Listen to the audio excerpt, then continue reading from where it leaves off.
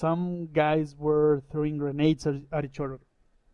What, like frag grenades? Yeah. Like, Yeah. what the fuck? That is fucking crazy. Yeah. What do you mean? People were throwing grenades at each other, he says, and doesn't explain any further. Like, I'm supposed... Like, this isn't normal. What the fuck? That's fucking crazy. Let me explain.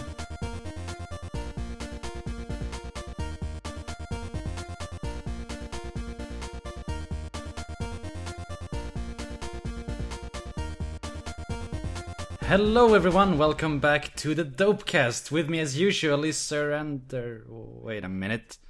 He's not here today. It's just me as your host, and my guest today is Ghatto. Hello, everyone. My name is Ghatto. I don't know how to say it here, so Yeah, please move on. Yes, your name is Ghatto. Yeah. You'll get to explain yourself. I'll ask you some questions. We can start off, why don't we? How old are you? I am 27 years old.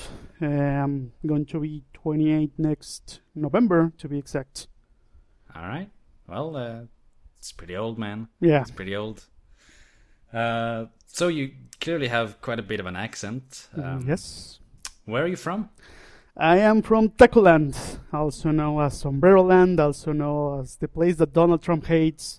Some people know it as Mexico, so yeah, it's Mexico, not Mexico. No, it's Mexico, man. Come on. It's Mexico. They say Texas as well? No, because Because that's in American. yeah, Fair enough. because there's people that live in the United States that says Texas. Okay, it's their accent, is their way to say it, but actually the way to say it in Mexico, it's Mexico, not Mexico. But Yeah, but that's in Spanish. I mean, if you say it in English, you say Mexico. okay, fair enough. But anyway, it's mean- Mexico. All right. So, why are you called Ghatto? Does that mean anything? Is that some sort of Mexican word? Yeah, actually there are a couple reasons why I choose it. The first is that because it's a wordplay in cat in Spanish, that is actually gato. But I found it that was really plain to use it, so I added an extra H, an extra T, so that's one of the reasons. It was simple, Alright. short, and a lot of people was able to remember it.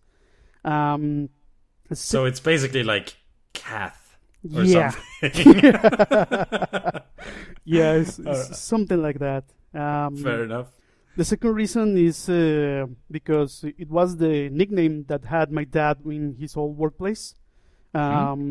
He has these strange-looking eyes that has a lot of the different colors. I don't know why. It's I really see. awesome, and a lot of his teammates start to call him Gato, cat, I see. because of his eyes, and I found it really fun. So that's why I choose it. Also, that is the reason of why my profile picture, if you find it in the forums, it's actually a cat with a gat.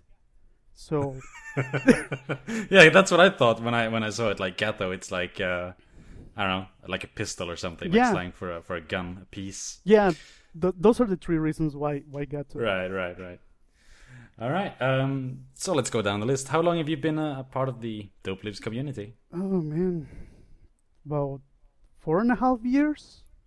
Yeah. Jesus, that long? Yeah, I'm old in the community. I mean, I lurked for about half a year. Yeah, if I'm not wrong. Yeah. Maybe a little bit more. And about almost a year ago, I had 1 year of hiatus. Yeah, okay. Because I was in a workplace that was basically a jail. I was not able to open the chat. I was not able to have internet or even bring a phone inside of the facility. So, Oh wow, where were you working? Were you working at an actual prison? no. You weren't allowed to bring your phone? What the fuck? Is it like a security issue, or is it Yeah. just like because people are like being lazy and playing like Candy Crush on their phones or something? No, it was because this workplace was bank related. So Oh yeah, okay. all the information was really sensitive, and they didn't want to have all the information to be leaked or something like that. So they Yeah, weren't that makes allowed. sense, I suppose. And yeah, It so must suck though. a friggin' lot. Well, we'll get on to work-related stuff in a bit. Yeah. Let's. How did you find Dopelives, and what made you stay once you did? You know, it was the weirdest thing because I knew about you about 6-ish years ago. Some guy linked me your videos about the Return to Castle Wolfenstein. What? Really? Yeah. That's really weird. Nobody's seen those. This guy, he was really into FPS. All right. And he knew that I like gaming, so he right. lent me the videos, and he said, "Hey, this guy's pretty funny." And I look at them, and I wait, it's pretty fun. It's good. Well, I think like those are some of the few videos that I uploaded before Laddergoat, like before the channel got big. Yeah. And they've been watched like 100 times or something. Like nobody's seen them. They're quite bad as well, I think. Yeah, you're literally the first person I've ever heard that's mentioned that you've seen them. That's quite strange. Yeah, it's really weird. I mean, I didn't know about you, and I only knew that was this guy that was playing this game. It was pretty fun, pretty interesting. These fucking idiots screaming at games. Yeah, but what really made me into following you was the Amnesia videos, and that was the time that I say, well, this fucking guy is screaming at these games. He's really having a blast playing a scary game. And actually, I was trying to look for footage for this game because I was really interested in it. And I saw you screaming, laughing your ass off. And I said, well, this is my thing. And here I am. All right, fair enough. Yeah, and that's it's pretty unique. Yeah. But all right, cool. So you started watching some streams and you liked it, or like? Yeah, you said you lurked for a while. What made you join the chat? It was because of the community. There were a lot of things that made me really interested in the community. You know that chat most of the time is dicks, but no, yeah, and not just us being assholes, but I mean we talk a lot about dicks. Yeah. But it is great that you can just goof around and talk nonsense and then switch the conversation to something really deep, a philosophical view about world problems like hunger and all that shit. So that was really interesting, that how the community can switch from one thing another, and while having this to have some really good streams. Well, I was really into it. Yeah, all right, that's really cool. I'm glad to hear that. So Ghatto, how much of a fat nerd are you really? I am really fat. Regarding that, wait, are you like American fat or Mexican fat? I am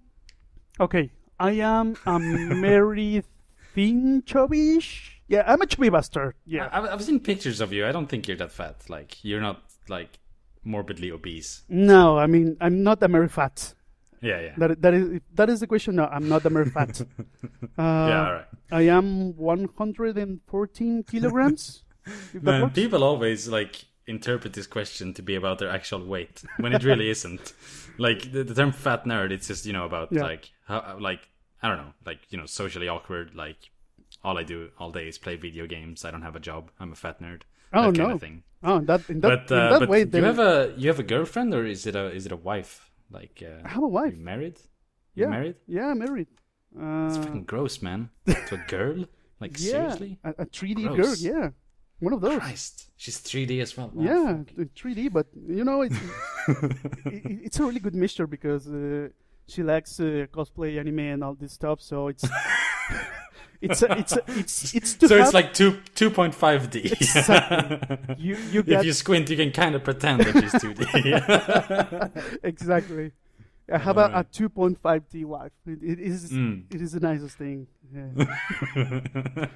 But yeah, I am. If you put it at that, I am a very fat nerd because I like to play console games, especially old console games. I was born with an Atari.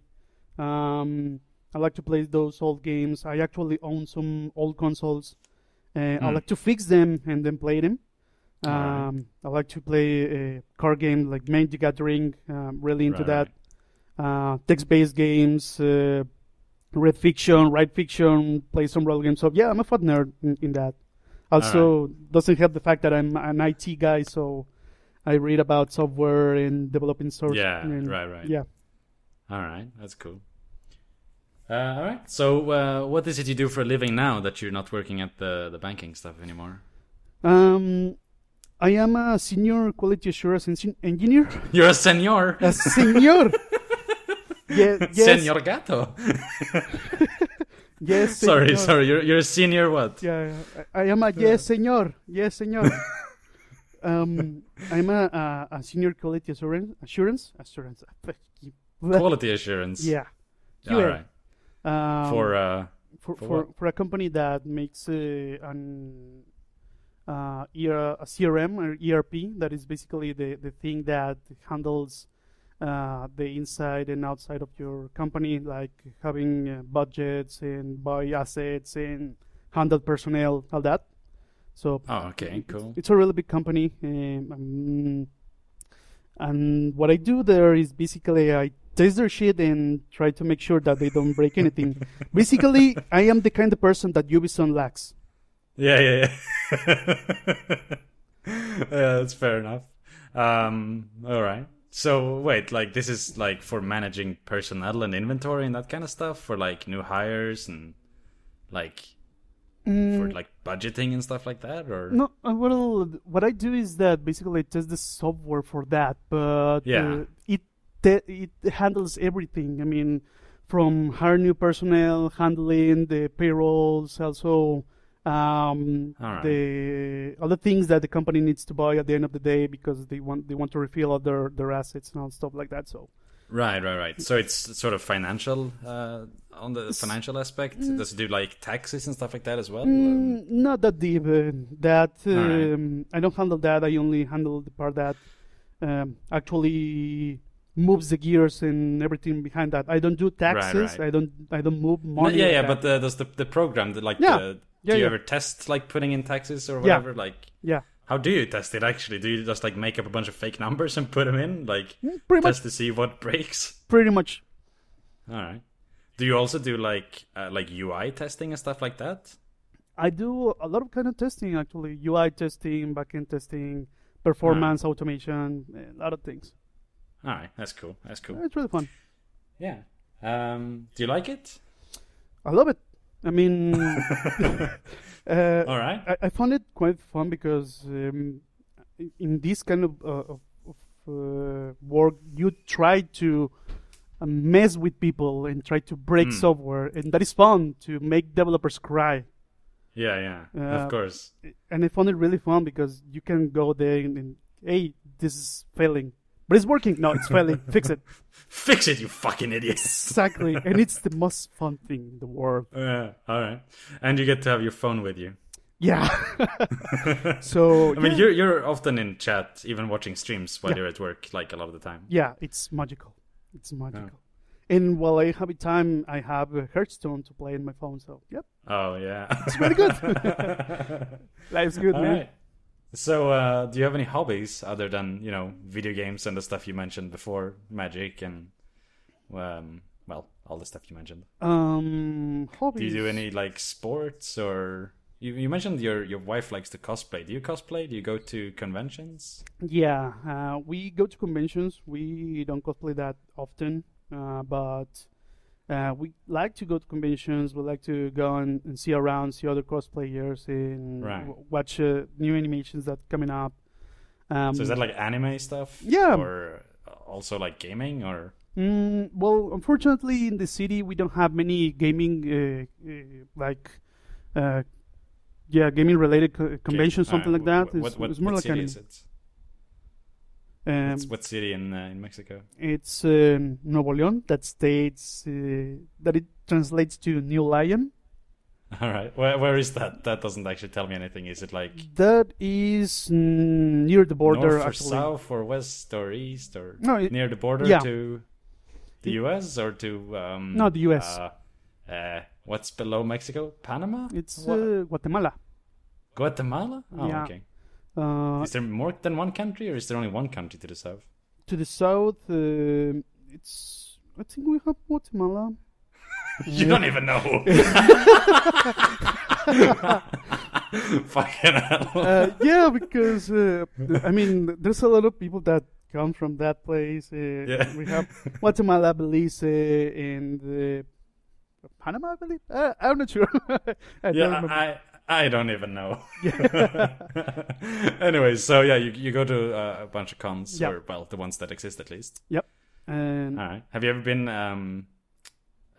to like one of the big ones in the US or anything, like Comic-Con or anything like that? no, that's one of my dreams, actually. I want to go to one of those and hang around there. I've seen a lot of pictures, and I know a couple of guys that have already been in that kind of convention, and it's pretty fun. I want to go. I'd imagine if you like conventions, like the big ones, would be really fun. Yeah. Do you go to the US at all? Like I don't know. Like you hear people in America, you know, they go to Tijuana or whatever. Like they go down to Mexico for a weekend or something like that. Is that a thing that happens in Mexico as well? Yeah, Like, it is pretty common. Go to Texas for a weekend or something? Yes. Yeah, All right. it's pretty common. Actually, most of the people go there because they want to go shopping. A lot of clothes and stuff is a little bit cheaper in that side of the the US, and also they like to they just hang around. I mean, my city is about 2 hours and a half from the border. Yeah. So they basically can grab their car and go on the weekend and come back by night. So yeah, a lot of Is people. it difficult to do that? Like, I mean, with all the immigration stuff, the border being sort of closed and everything, is it difficult to get like a visa or whatever you need to get across the border legally? A little bit. There are a lot of requirements that you're asked for when you're trying to get your visa. You're asked for a lot of things that if you have a stable job, if you have properties and stuff like that. So Right. they don't think that you are going there to steal their jobs and To stay basically, I suppose. exactly. Yeah, but all right. Well, we'll definitely dip back into the border issue a bit more as we go on. But let's finish up this list of questions. Yep. What games are you playing right now, other than Hearthstone? I'm playing some portable console games like Mario and Luigi Bowser's Inside Story. It's really fun. On DS? Yep, for DS. It's really fun. Yeah, I like that game a lot. Playing Resident Evil Revelations 2 for PS3. Don't know what that is. Yeah, it's a little bit interesting. I got it for like $10-15. It was really cheap, so yeah, I just say, well, let's have it. All right. Also replaying Metal Gear Solid 3. I bought the HD collection, so yeah, I'm having a blast. Oh yeah. All right. And I'm finishing Swan on Vita. Finish what? Unfinished Swan. What's that? It's that the fucking indie game they revealed at last year's E3 or something like that, right? not so indie. It's developed by Naughty Dog. No. Oh, is it? Oh wow, I didn't know that. What the fuck is it? I mean, I only remember like the cover art of it. What is it about? The game is really interesting. It's about this kid that has a mom, and the mom likes to read to him some stories and paint some art. And basically, the kid visits the art of her mother because the kid kind of wants to get into painting, but he only paints a swan or a dog, something like that. Well, probably an unfinished swan, I guess. Exactly. And the swan basically guides him through a lot of the stories that their mom used to tell him. And your only weapon in this world is basically like drops of paint. Yeah. So you're basically painting the world and try to find out where the hell you are and where you're going. It's really interesting. This sounds like the artsiest fucking game ever. It sounds like some fucking hipster bullshit. Like, you're exploring the deep memories that your mom left you with her paintings. With you, you have an unfinished swan, and your only weapon, paint chips.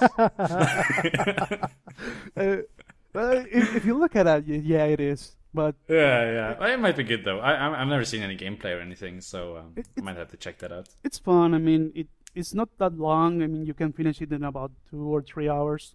But it's fun. Wait, so how is there a beta then, or what? Didn't you say that you were playing the beta? No, in the beta, PlayStation beta. Oh, Beta, yeah. Right. I get you. Yeah. Sorry.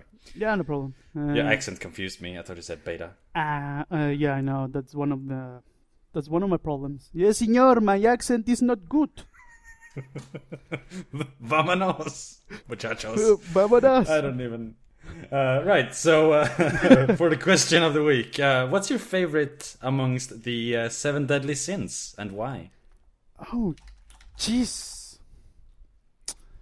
Oh man, it's Okay, so just for your sake, so you have a bit of time to think, and for our listeners, and because I don't know them actually offhand, the 7 deadly sins are pride, envy, gluttony, lust, anger, and sloth.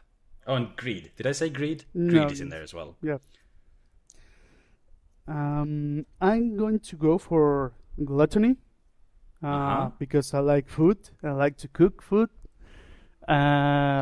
So I think that's my favorite. I mean, I wouldn't have a problem if I die from eating a lot of food. I will die happy bastard, a happy fat bastard. All right. Well, you and me both. All right. That is it for the questions, except for the most important one. Who is your waifu? Well, as I said, I have a 2.5D wife. So well, that's your wife. Yeah. The real question is, who is your waifu? Okay. This is a little bit old, but I will say Ukyo from Ranma. Okay. Yeah, that girl with that makes okonomiyaki and likes to cook and actually loves the guy. I have no idea, but okay. I know what Ranma is, but I couldn't pick out any of the characters in it, except for like the little guy who's really old and the pig and Ranma. You should watch it again. I mean, it's pretty fun. I read it. I have like the manga, like the first 12 or something. Yeah. I noticed that I still had them now that I like unpacked from my move. Yep. Along with like a bunch of Dragon Ball and stuff. I don't know. It's all right, but meh. Okay. I have to ask though, Yep. since you brought it up, your wife likes to cosplay. Mm-hmm. Yep. Have you ever cosplayed in bed? Oh man, these questions. Well, you're free not to answer if you don't feel comfortable. Nah, But it's cool. Yeah, we have. has she like role played at the same time, or is it just the clothing? No, it's just the clothing. I mean, to role play, we find it fun, but it's more like the actual clothes make most of the thing come to real. So yeah, it's most of the clothes. But she's never like pretended to be the Sakura to your Naruto or anything like that. Then. No, not like that. All right, fair enough. Jesus, I'm sweating. Yes. Put you on the spot, nigga. I mean, what's the spick? Spick. That's the word. Yeah. Christ. Right. So let's move on to our first topic. This will be a fun one. I hope you have read it and you didn't protest to it. So let's talk about necrophilia. Okay. So I kind of wish Anderson was here because he'd have a lot of insight into this. I think. That sounds really bad when I say it like that. No, but because I mean, he and I are sort of on the same wavelength a lot when it comes to sort of sexual autonomy and stuff like that. Yeah. But I would be really interested to hear what he has to think. Anyway, what do you think? I mean, obviously it's something that's forbidden and it's taboo. But can you explain to me why? Why is necrophilia wrong? I think it's more related to the values of a person or our community that you are not allowed to have sex with a dead body.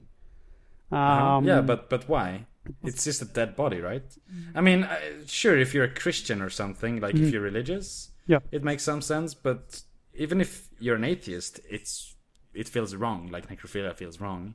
Yeah, I mean, I think it's because a lot of people have respect, let's say like that, respect for dead people. Yeah, definitely. I'm going to be a little bit more clear in this.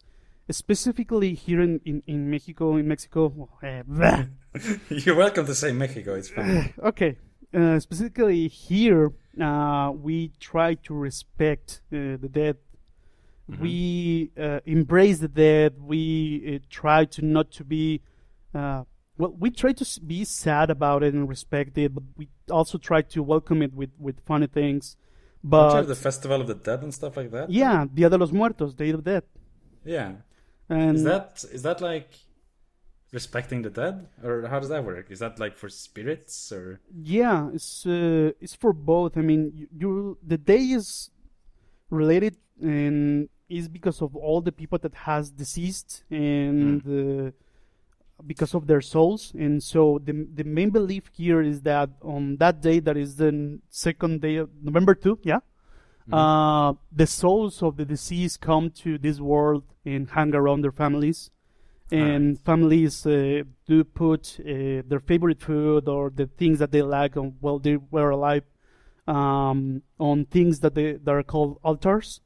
Yeah. And they actually leave it at them, leave it there in living rooms or in the front part of their homes.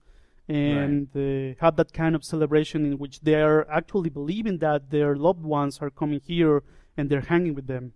So does everyone believe that, or do some people treat it in a sort of secular way, where you basically have a day where you remember the lives of those you've lost? Like you remember how your mother used to like a certain kind of food and that kind of stuff. Like, do you? I don't know.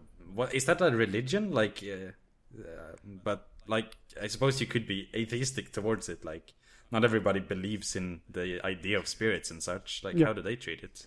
Actually, this is not like Christian-related religious. Yeah. It's yeah. Yeah, this is more... I don't know if it's Mexican folklore or what it is exactly. Yeah, it is. It comes from the Mexica, or ancient the people that lived here before the... Is that like some Indian? Yeah. Like native? Yeah, okay. And that thing was there even before the conquistadors came. It was a tradition that came here and stayed and still going, and is really strong. Specifically, if you go to the center part of the country, it's really strong over there. Most of the people follow it because of the belief, because of the tradition, but actual people that is atheist, they don't reject that idea or try to say that is wrong, but they actually say, well, it's cool. I mean, do your thing. We don't agree. We don't agree in the fact that souls come here and do eat the bread or drink the tequila. So maybe it's a bit like Christmas. Like atheists tend to celebrate Christmas even though they don't believe in Jesus Christ and all that kind of stuff. Yeah, similar like that. They don't celebrate Christmas because of the birth of Jesus Christ. They celebrate Christmas because it's a holiday where you get together with your family, you eat good food, and you give each other gifts, that kind of thing. Get together, get drunk. On Christmas? Christmas. I mean, that's break out the eggnog. Yeah, that's why Christmas was invented, right? I mean. Yeah, all right. But so back to the topic at hand. Yep. I mean, people can donate their bodies to science. Like they can have their organs harvested, or they can have students practice doing autopsies or operations on cadavers, on dead bodies. Yep. But I don't think there's any legal way for a person to stick his penis into a dead body, or the other way around, however that is supposed to work exactly. But like, is there a difference there beyond sort of the necessity of the sciencey stuff? Like, do you own your body after you're dead, or does your family own your body? Like, if you say that you want to be cremated, does your family have to obey that? Or can they decide to bury you alive? Or, bury you uncremated anyway? Yeah. Well, I think that you are the owner of your own body even after you are dead, because you used your body while you were alive, so you are entitled to do whatever the hell you want with your body. If you want to donate your body to science, or if you want to donate your organs, even if you die in an accident, something like that, you are entitled to do that. And they are not. I'm not going to say in debt to do that because of the things that you did for them, but they are obliged to do that to respect your last will. Yeah, I agree. Because but by that reasoning, if there's a married couple, and let's say the man has this thing that he is sexually aroused by bodies, or in some way he would like to have one last, I don't know, intimate moment or something like that, and the woman in this case writes a contract that she agrees that once I'm dead he is allowed to use my body in that way. Should that be allowed? Should that be legal? I say fuck the brains of that person. That's legal. I mean, even if for some people it's morally wrong, it's your body. You can do whatever the hell you want with it. And if you agreed and you have a contract, even if you have a contract, nobody should tell us anything about it. It's something that's written on paper and nobody can say anything. So, but I do definitely agree with you. Yeah. But I do want to present a counter argument to that. Yeah. Especially since you mentioned sort of like the respect for the dead that you have in Mexico, Yeah. or so. Like, let's say that happens. This contract is signed, but then the family of the woman just wants to give her a respectful funeral. Like, they want to bury her. They don't want her corpse to be defiled, so to say. Yeah. Does that make any sense? Do they have any right to decide that? Or, I mean, is it just tough luck? I will say tough luck. All right, fair enough. Because, I mean, the family has some kind of right, because they, at the end of the day, they are giving you, they're burning you or they're cremating you. Yeah, so, they have. I mean, if they're paying for that, I suppose. Exactly. But, if she's married, perhaps the husband would be the one paying for that anyway. Yeah, but the thing is that they're paying, so to some degree they have some rights to say like that. But at the end of the day, I mean, you don't have the rights of another person, even when you're alive. I mean, that will be slavery again. Even if you're dead, you're not a slave. True. That's true. I wonder if you can take it a step sort of removed, because when some people get cremated, you can turn their ashes into a diamond and stuff like that, or you can make it into mulch and you can grow a tree out of it, that kind of stuff, which tends to be accepted. I wonder if you could turn it into something. Let's say this woman's husband dies and she basically wants to make a glass dildo out of his ashes. That should be equally allowable. I mean, there's a certain moral distinction, but it should be equally acceptable legally as making him into, a diamond necklace or something like that, right? Yeah, I completely agree. If you want to bake your husband into muffins, I mean, do it. That is great. As long as the husband has agreed to it as well beforehand. I suppose. Or, I don't know, because let's say you don't have any plans and you die, which happens to a lot of people, obviously. Then it falls into, the caretaker's decision. If you haven't discussed with your family if you want to be buried or cremated or whatever, they have to make that decision, and I believe they're perfectly welcome to make the decision to turn you into a fucking diamond, or there's this trend somewhere, I think it was China or India, where you send the ashes into space on a fucking satellite rocket thing, into orbit, stuff like that. So yeah, I don't know. It's weird. Can you own a dead body? Like, I think that is more like how your family or your husband or your wife would like for you to be remembered, or the place that you want to be after you die. yeah, You don't kind of own a body, but let's say that I just say it using the same example of the diamond necklace. hmm Just to have a little piece of you for the person that you love or for the people that you love. yeah, That's one of they want to remember you that way, and they think that you will like to be remembered that way. So yeah, it's yeah, it's not like owning. It's just like guessing what would you like after you die. yeah. That's true enough. But then again, I mean, you can steal a body. If somebody's, getting buried, you can steal that body and use it for science or whatever. Mm.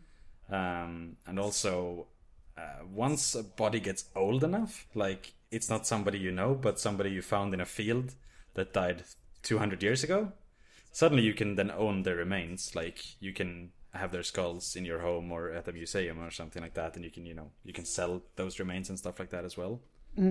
But you can't sell like a dead body of your husband or anything like that. Yep. That doesn't belong to you. Yeah, that's correct. Actually, here the laws are different. If you found a dead body in your property, you have to report it to the authorities. It's not yours. It belongs to the country. Well, a dead body, yeah, but if you go to an archaeological dig, like, I don't know, the Spanish-American War or some shit like that, Yeah. like you go to a battlefield and, a museum goes there and they fucking dig up a bunch of bones and, old armors and shit like that. They put them in a museum. Oh, You yeah. don't, like, have to report a crime, right? Yeah. And then the museum owns those, right? Yeah, they In own, some sense, at least. they own the rights to show it, to present the Perhaps that's artifacts. it. But you don't own the rights to the body or the remains. Right, that's fair enough. If I'm not wrong, I believe that that belongs to the country and the forensics, something like that. Yeah, that makes some sense. But the rights to show it to the people and to know the history behind that, yeah, it belongs to the museum. Yeah. Yeah, that's true. Anyway, I think we've talked well enough about this. I would just like to sort of punctuate this with obviously, you cannot have sex with a body where there wasn't a contract beforehand. It is disrespectful to the family, and it is basically in a roundabout way, yes, sort of rape, I would say. The same way you can't, break into a morgue and, like, I don't know, start stabbing a body or something like that. You can't desecrate the dead. Yeah. You can't stab a body with a knife, and you can't stab a body with your dick. Like, well, you can, but it's not legal, man. yeah, exactly. Anyway, let's talk about Donald Trump, Mr. Hair.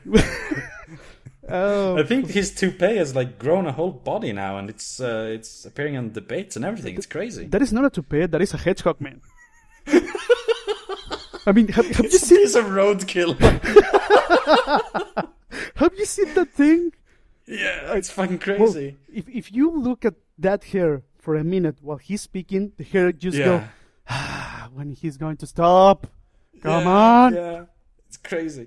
I mean, honestly, like, if you're a person who has, I don't know, like billions of dollars that he supposedly does, Yep. how do you not have a fucking stylist? Like, seriously.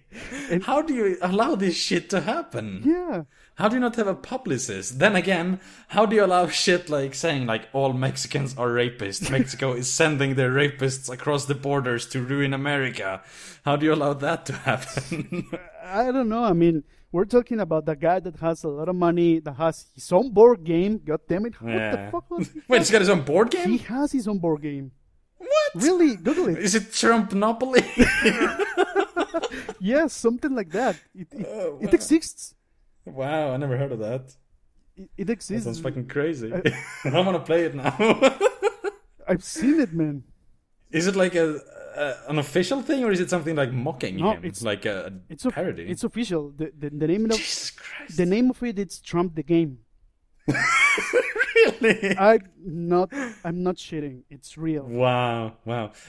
So, are you looking forward to paying for the wall that Trump's gonna build? You know, he was gonna build the wall between U.S. and Mexico and make the Mexicans pay for it. Oh sure. Let me grab my wallet. The fucking course not, man. I don't do Give that. pesos, please. I'm not going to give my peso, señor. No, I mean that's fucking retarded. I mean, I don't know. I don't know if you're for any country, from the U.S., from Mexico, from Sweden. I don't know, but that simple statement to make somebody else to pay for your shit, it's just plain stupid. It's retarded. It is. I mean, unless you know go to war and conquer you or something, how the fuck is that gonna work? It's ridiculous. Well, yeah. I mean, but one thing is that you won a war and you can do well. You can kind of make other people to do whatever you want. But I mean, it's a free country. It's supposed to be a free country, as far as I know. Yeah, exactly. So is Trump like in the news in Mexico? Is he a thing as much as he is in the US? Like, do you guys get to hear his stupid ass speeches and stuff like that, or are you more focused about your own politics? We have two ways to see this guy. There's the serious news that we have, like, oh, this guy said this and that, or in the debate he said this or that, and then we have the comic relief. Of course. Like, there's some guy disguising as Trump saying some random shit and having fun with that. So yeah, we have both sides of the coin. I mean, that's of kind of how to say it. Yeah, to wait to see things. I mean, if things are wrong, we try to see the funny thing, the funny side. Same with the dead. Yeah, of course. All right. So does Mexico? I don't know if are you politically sort of active in your own politics? Like, did you vote? Yeah. Yes, I did. Did you vote for whoever won? No, I didn't. Fuck that guy. Who won? Who is in charge? Do you have a president? How does that work? I don't even know Mexican politics at all. Señor, our boss is a donkey. He's a donkey who tries to work for us. No, I mean, okay, I'm not cheating. It's a donkey. The guy is a fucking idiot. Oh, really? The whole country hates. What was his name?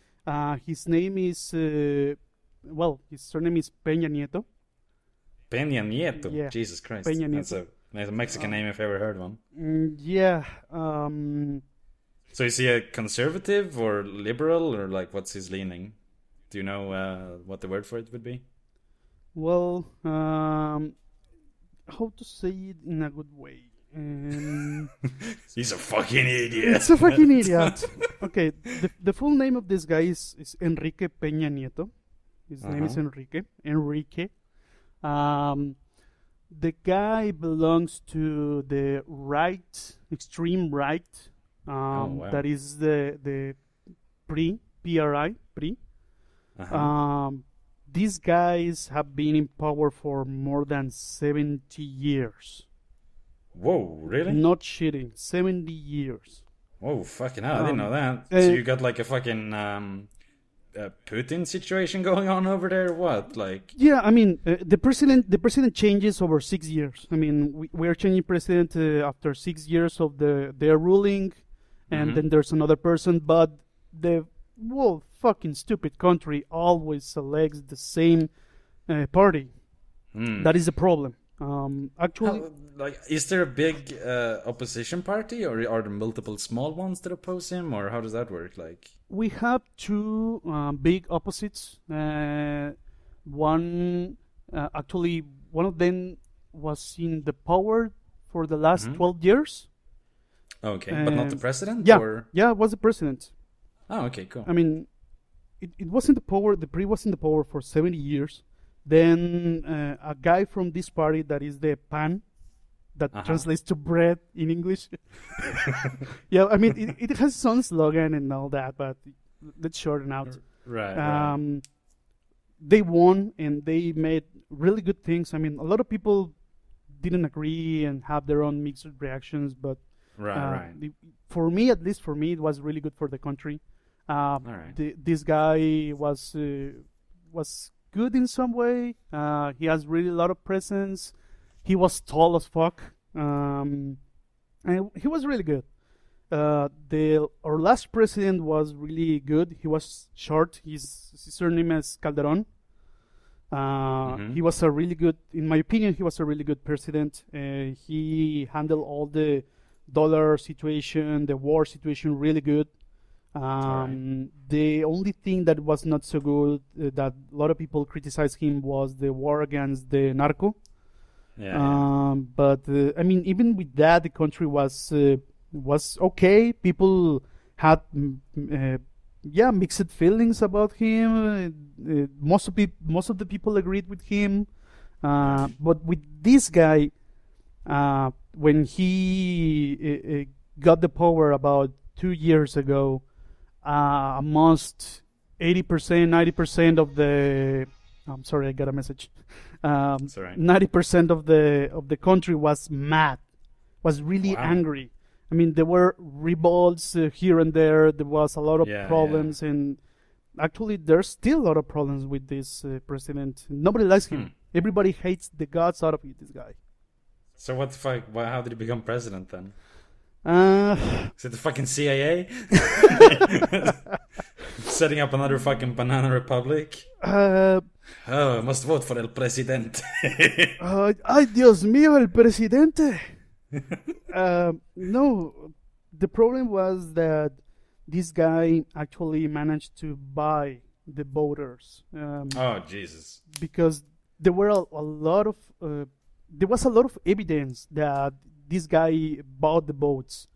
There were cards that were given to the people, actual money, even food and things like that given to people in exchange for their vote. Yeah. You mean he didn't, like, when I'm president, I promise I will raise the minimum wage. Like, he didn't buy him that way? He actually, like, gave them stuff? He gave them stuff. I mean, of course, he made his promises and all that. But he gave a lot of stuff that is not legal to give. Even with that kind of how to say it? Well, you have the things in your hands, and you go to the authorities and say, "Well, this guy tried to buy my vote." The authorities say, "Yeah, you're crazy. You're loco." Yeah. Of course, they look the other way. I mean, he's the guy in charge. Why would he? Yeah.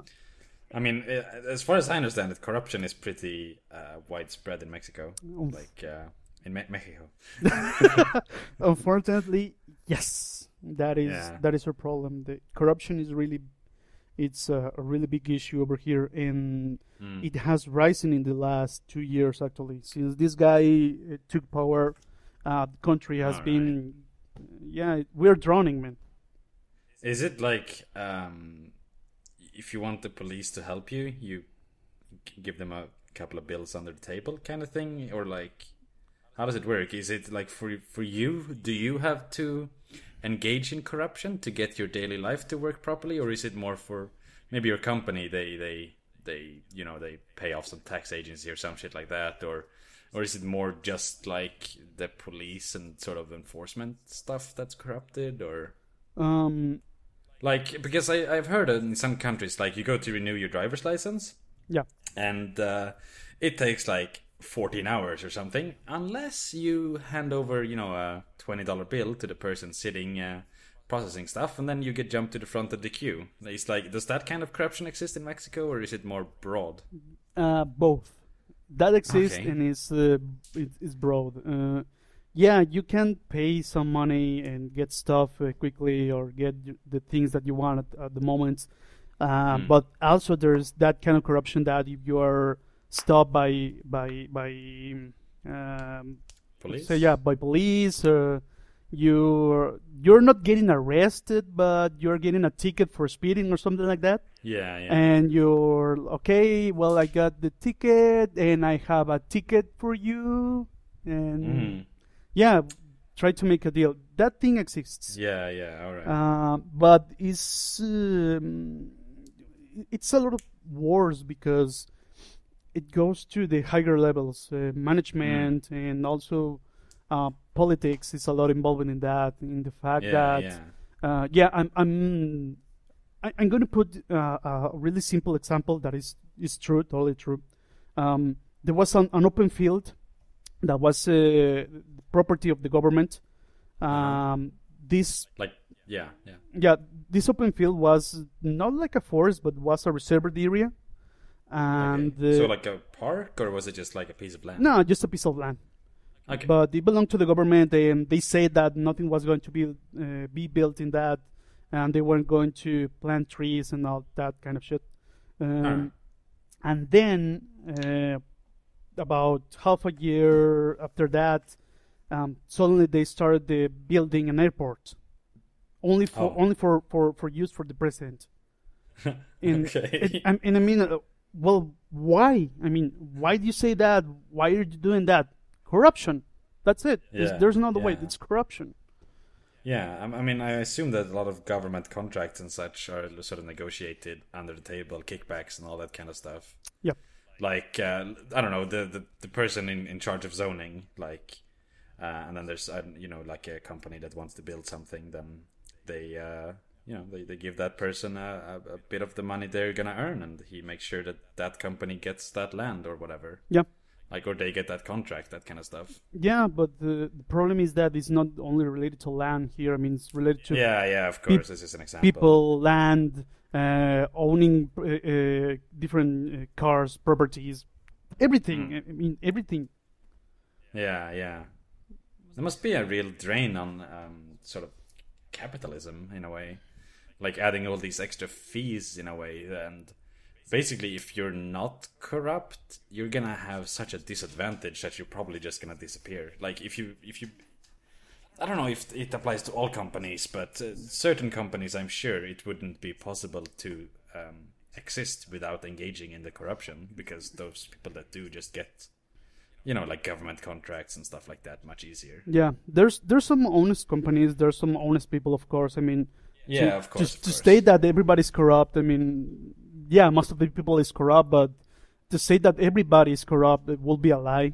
But I think that there are some companies that do not engage in corruption and do not accept bribes or something like that.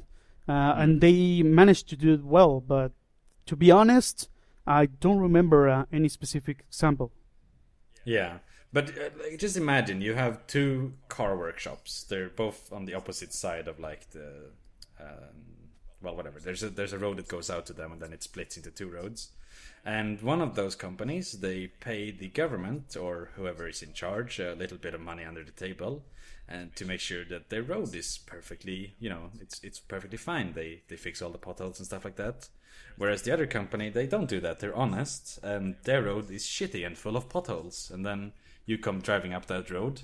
Which road are you gonna turn into? The one that's sort of shitty and disrepaired, or the one that's like perfectly pristine? Yep. I mean, that's a pretty hypothetical example, but I mean, certainly things like that must exist in a system where corruption is rampant. Yeah, don't start me with potholes. We live in that. My city is filled with potholes. This is our daily problem. Jesus. Really? Like, is it actually hard to get drive places without fucking wrecking your car? Yeah. Yeah. Fucking hell. I had to change tires 2 times now because of What? that. Really? Yeah. Fucking hell, man. We're in such fucking luxury here in Sweden. We have such good infrastructure in comparison. Like, you see, even in America, like, the infrastructure is so fucking shitty. Yeah. I'd imagine in Mexico, it must, in some places at least, it must be a lot worse. And you know what the irony in this is? My city is supposed to be the richest city in the country. All right, fair enough. And we have the But worst do you roads. live in like the neighborhood where all the rich people live, though? No. I mean, you don't live in a big villa. I'm sure those roads don't have any fucking potholes in them. No, if you live in a villa, you don't have potholes. You have just Yeah. a road made with ground. Yeah. Yeah, if Yeah. if you live in the richest part of the city, actually, I went there. And I had to go through there to go to my job. Their roads are pretty awesome. They have green Yeah. areas. The houses, Jesus course. Christ, they're huge.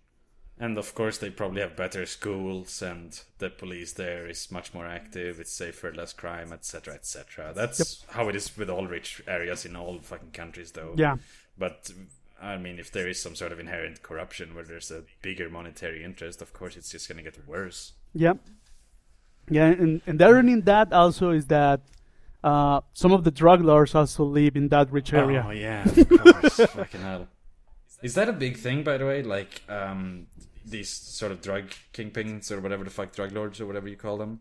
Yeah, That they have a relationship with the police, like that the police turn the other way, that kind of stuff. Yep. Just they get bribed. yeah.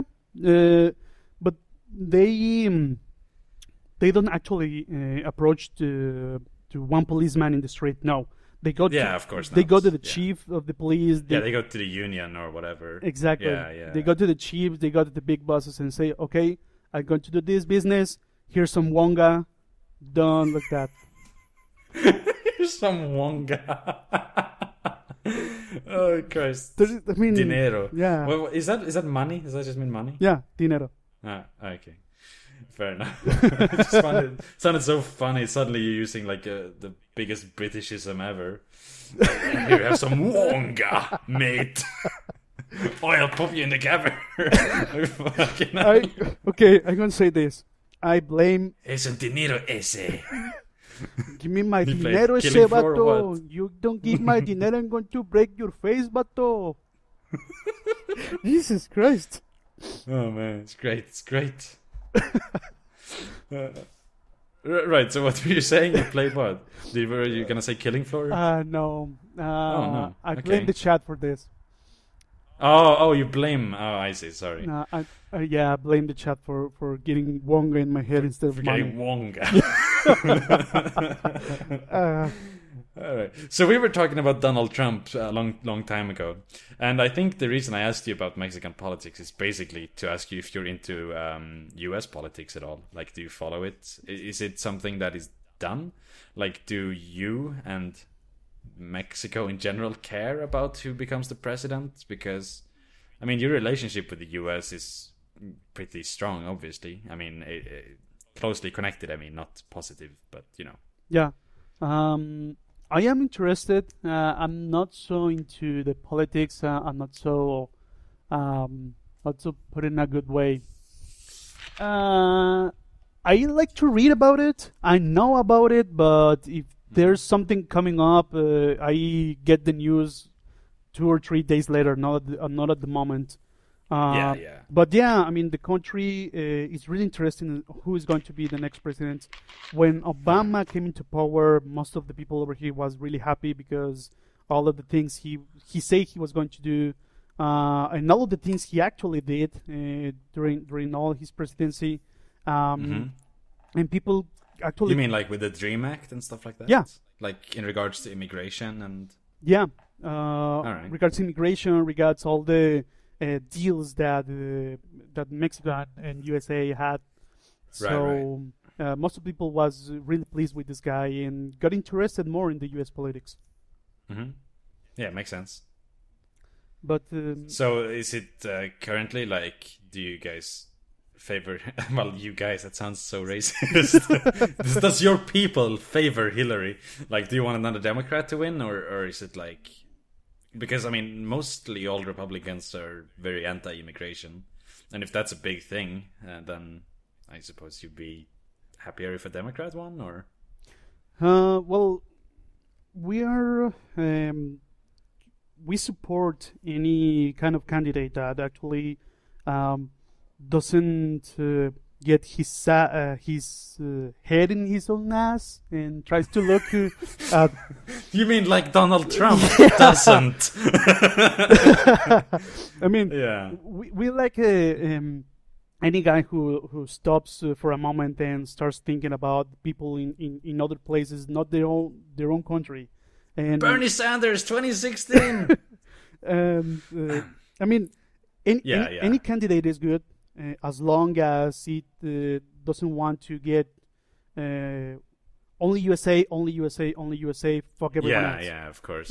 Because that is not good for us. That is not good for even for people in the USA. Is not good for them.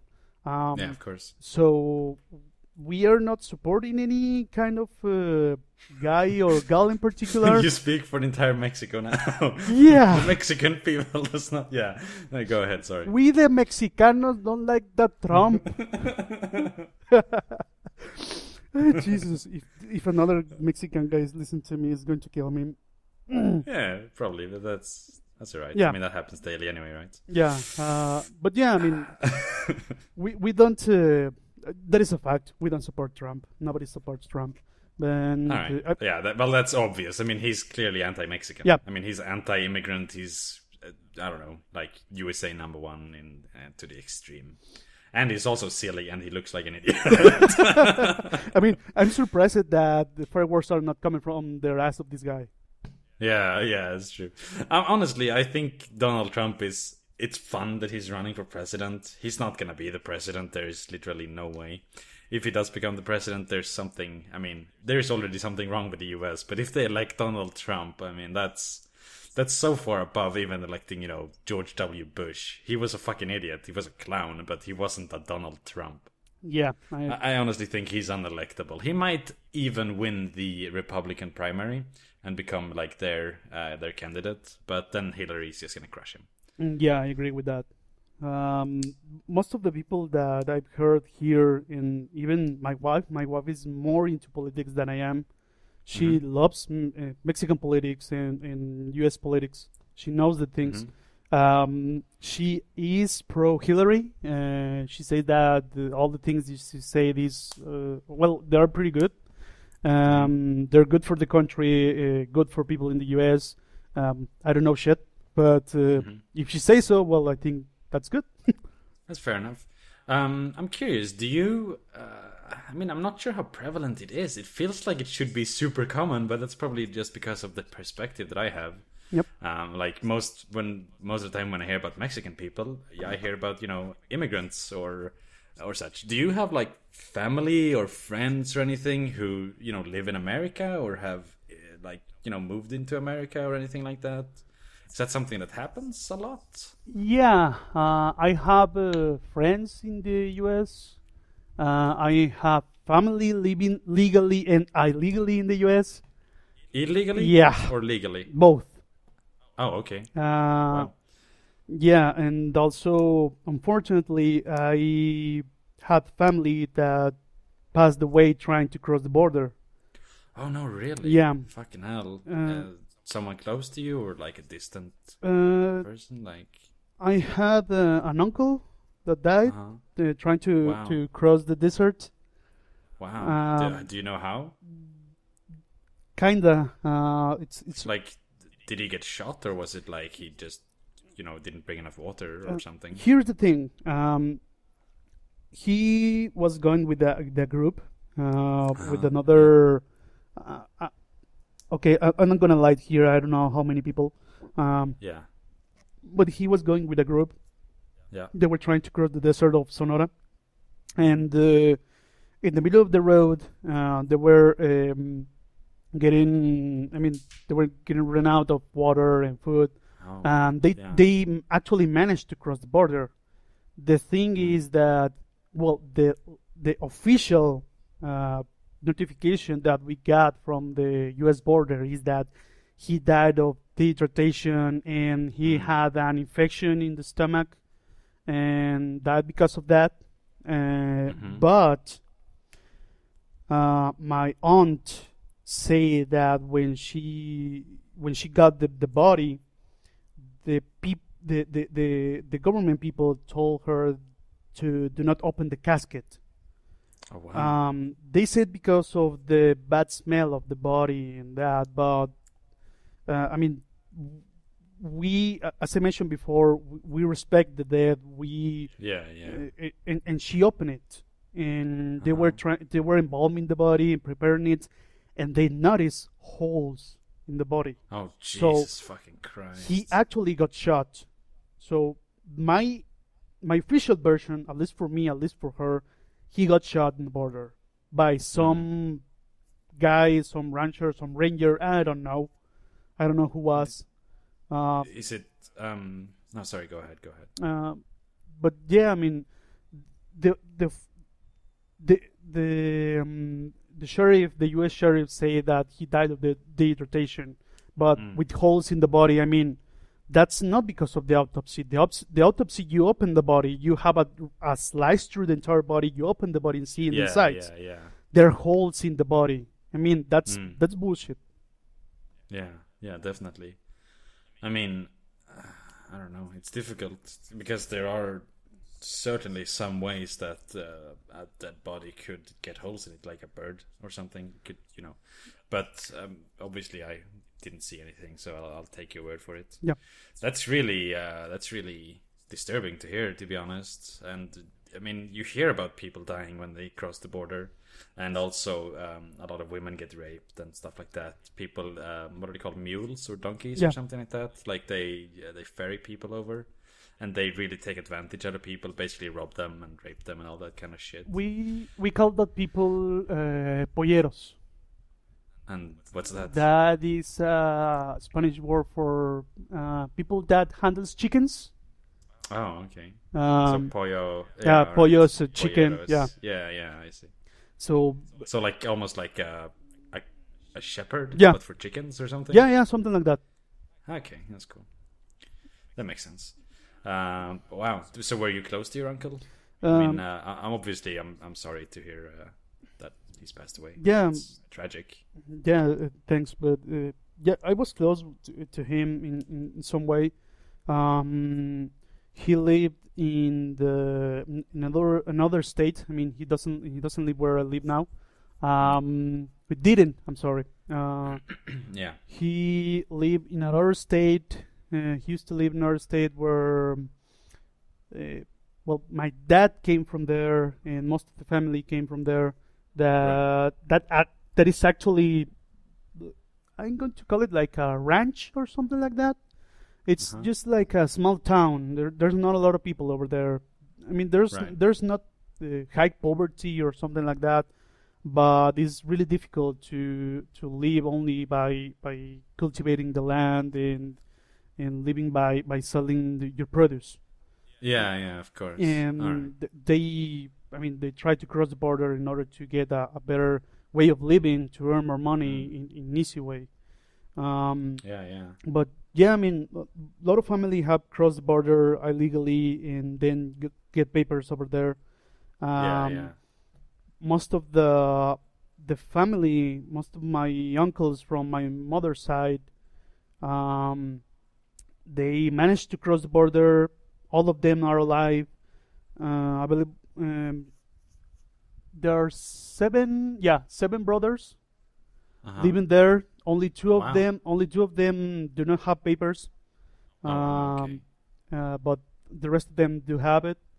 Mm. Actually, my sister is living now in the U.S. She went there she crossed legally.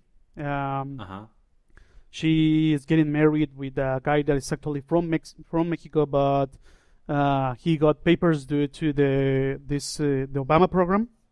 All right. Um, Thanks, Obama. yeah, thanks Obama. um, All right. and yeah, I mean that's a happy story. I mean Yeah, that of course. that my sister managed to go there and she found a happy ending. But yeah, there were some Yeah. stories that So what drives these people to go there? I mean, is it just that life is better in America? I mean, is it poverty? Is it like desperation, or is it just like, I don't know, you want a better life? Like, I suppose it could be a bit of both, or all of it. Is it like I don't know, they're threatened or something? I mean, because Mexico, at least in some places, can be really dangerous. Like, what is the motivation to move to the US? Yeah, it's all of them, I say, because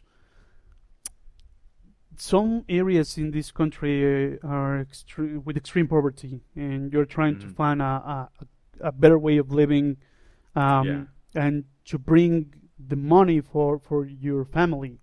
And and sometimes it's really hard to find a good job in this country that is well paid and they're not exploiting you. So and also perhaps your children can go to school in America and stuff like that, much better school system and stuff like that. Yeah, I mean, I'm not saying that my country is it's shit. I'm not saying it's shit, but it's pretty shit. Yeah, I suppose that it can be shit in areas. Yeah, at least. I mean, the country's not shit, but it's shitty in some places. Yeah, of course. There are some cases that you want to get more money for your family. There are some cases that you are actually being followed by the narco, or you committed a felony here and you want to run out the country. Oh yeah, of course. And there are some cases that you only want just to go there, grab some money and come back. Actually, my dad did that. My dad went to the United States illegally.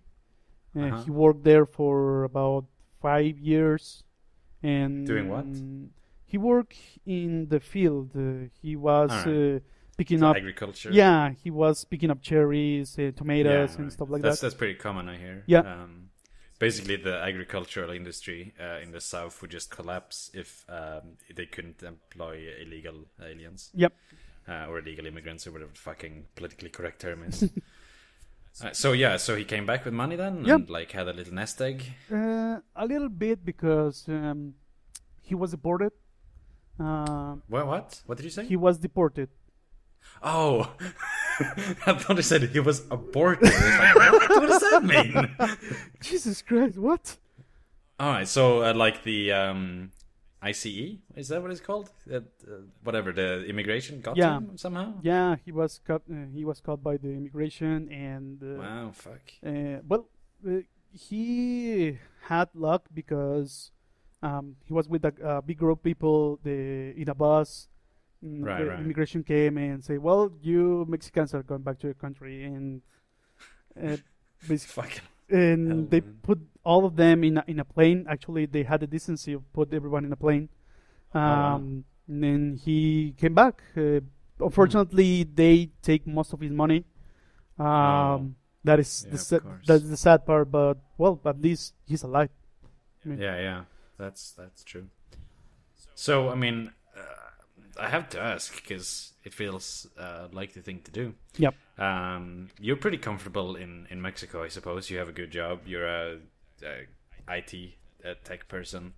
But have you ever, or like before this or anything, like thought about, crossing the border? Like, is that ever a situation that came up for you?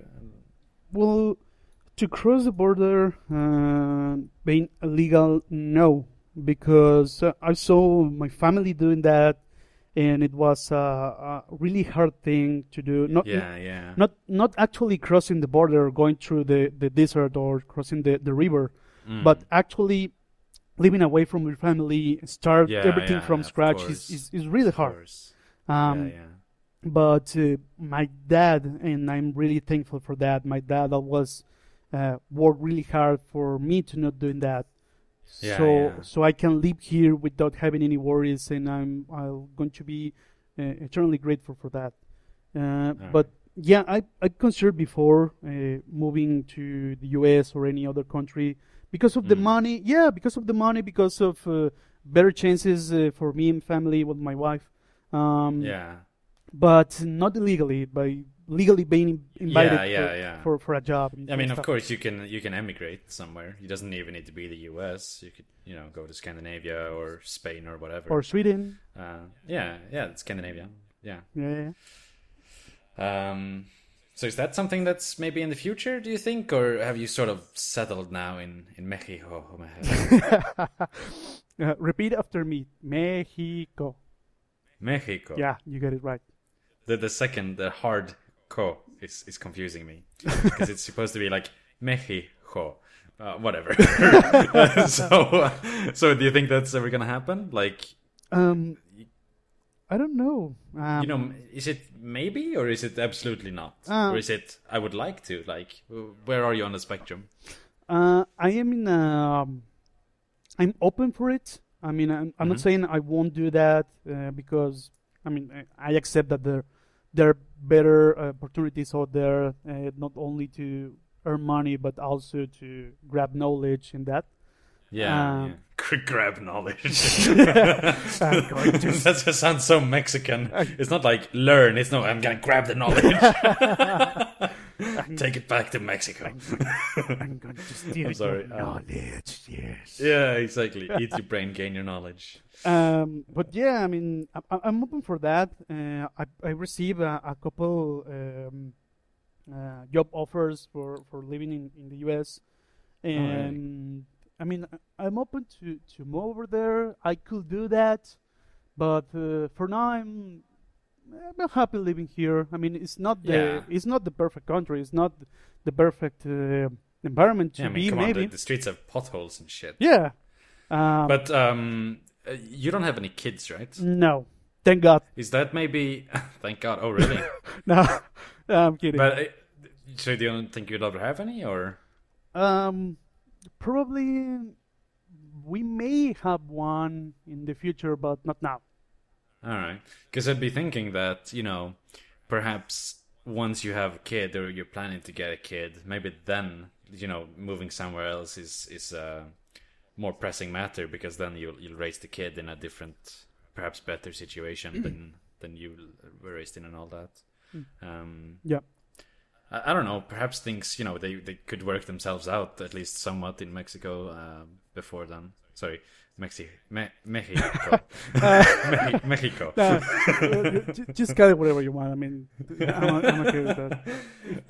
If I actually, speaking of working things out, and we've touched on it a bit, or you have touched on it a bit. Yep. Basically, the drug situation, because that's a huge thing, isn't it? The war on drugs and. Basically the gangs that run large parts of Mexico, as far as I understand it. Yeah, there is a big problem here, and it has been for a lot of time, actually. And that problem is the Jews? In my country there is problem, and that problem is the Jews. No, yeah. Sorry. Come on, we gotta be equally racist here. I mean, if I'm sitting here making fun of you for being Mexican so much, I gotta throw the Jews under the bus as well, or into the oven or whatever. Equal opportunity racism. Come on, let's not be discriminatory. Oh man. Yeah. So the drug situation. Yeah, it is. It is a big problem here, and it has been a big problem since. Let me see. Always. Yeah, always.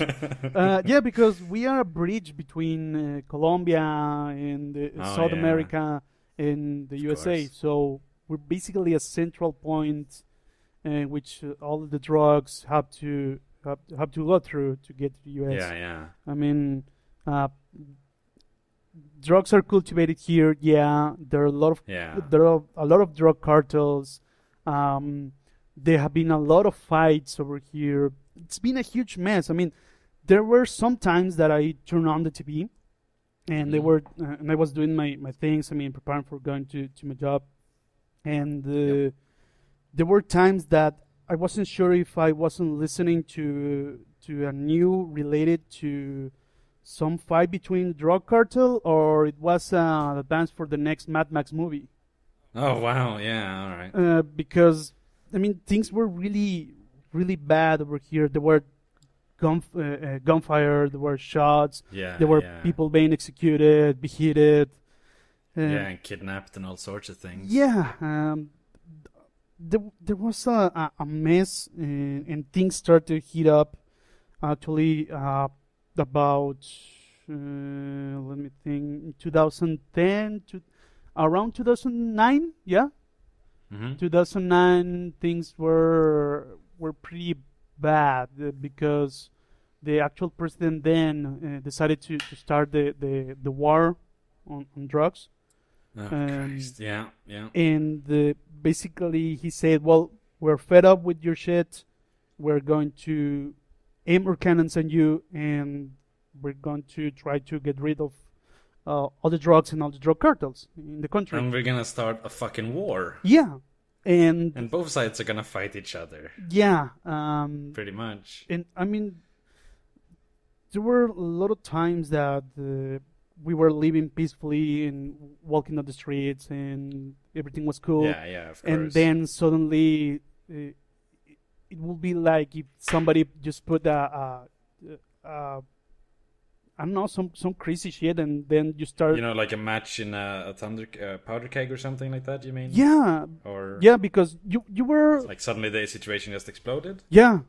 Yeah, because one day you were walking on the streets normally, and the next day there was a fight in that street. Oh, or yeah. even... Like with like a shootout? Yeah, a shootout and with grenades and all that shit. Whoa, grenades? Yeah. Fucking hell. I mean, these guys don't have any shitty handguns. No. They have AK-47s. They have grenades. Yeah, a bunch of Russian military surplus, surely. They have like most of those fucking cartels do. They have RPGs and laws. Yeah. So Jesus. They had the manpower. They had the weapons. They had the... Mm-hmm. I won't say the skills, but...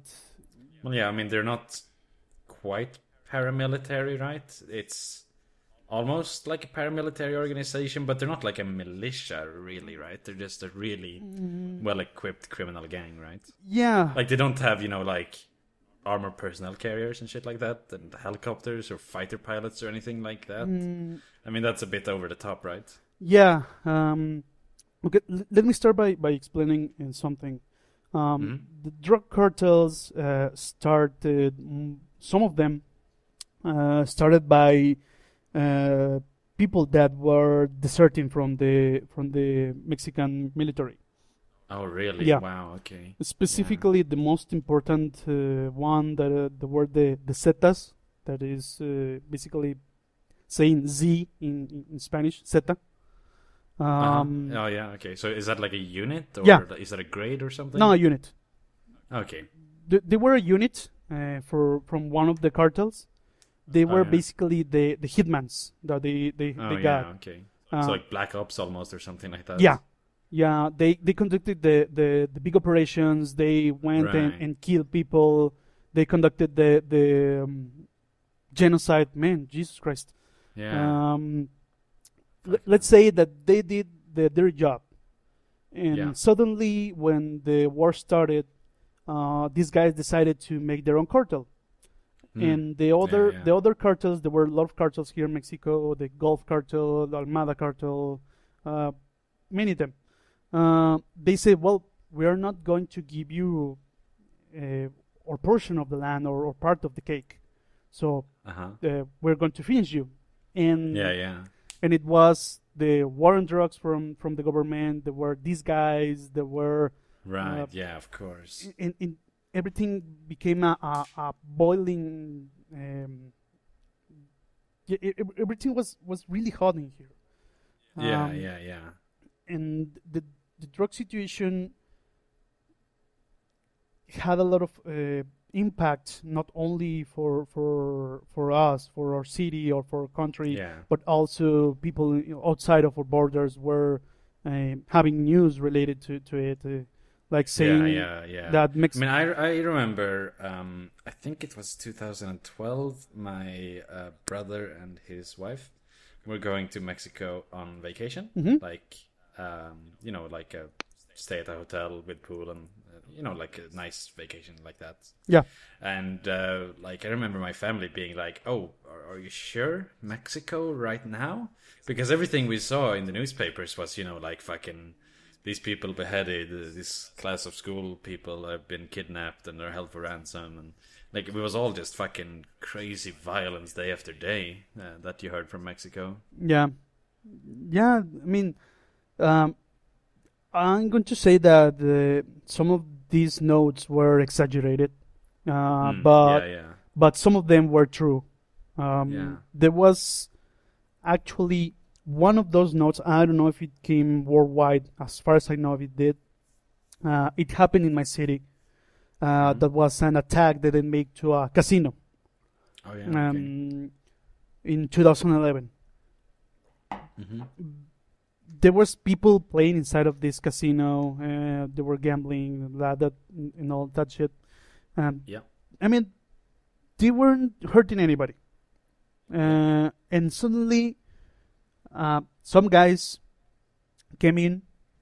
They start to pour gasoline to the doors in all over the place, threw a grenade, and killed 52 people. Jesus Christ, this is some fucking GTA stuff. Yeah. It's crazy. And So wait, like these people, were they cartel members Yeah. from a different cartel, or were they no, they were Zetas. They were from like the people in the casino? no, the people from the casino. No, I mean the people they killed, were they from a different cartel No, or what? no. Was the casino They run were- by another cartel or what? they were like, civ- why did they? They were civilians. So why the fuck did they do that? That is like ridiculous. Yeah, but they're Yeah, I mean, yeah, that is ridiculous. And it's ridiculous. But there were two main reasons. The number one reason was because, as you know, in Italian mafia, they like to for you to pay them piso. Piso is basically to how to say like security. Yeah, or security. something like that. Yeah. Yeah. Like security, and the owners of this casino didn't want to pay them. So Yeah, of course, to send a yes. message, they start this fire. Oh yeah, because then all the other businesses in that city are gonna pay the fuck up. Exactly. Wow, killing like 50 plus people though. Jesus fucking Christ, man. Yeah, it was at that time I was working really close to that place. It was Oh, wow. like 300, 500, 500 meters from that. Yeah. And I was wow, and I was fucking hell. I was able to see the fire and smoke and all that shit. Jesus Christ, Yeah. it must be fucking scary. So wait, were you there? Like, Yeah, if there were like gunfire and explosions and shit? yeah. There were explosions. Fucking hell. You could hear the sirens of the ambulance, the fireman yeah. department, people. I was able to go out and see a little some things. Actually, that place was in my road to go home, so Wow. I had to go through there, and I was able to hear the screams, people getting really mad, screaming, and trying to punch the walls. It was really, really, Yeah, yeah. it was of crazy. course, yeah. Um, Fucking hell, man. That's. I mean, you hear about these things happening, but to have it happen so fucking close to you, that must be fucking scary, man. you know what? Jesus. You know what's the saddest thing? This is not the only thing that happened to me. Oh, really? Yeah, I mean, there were some times that I wasn't even sure if it was my life or I was playing GTA.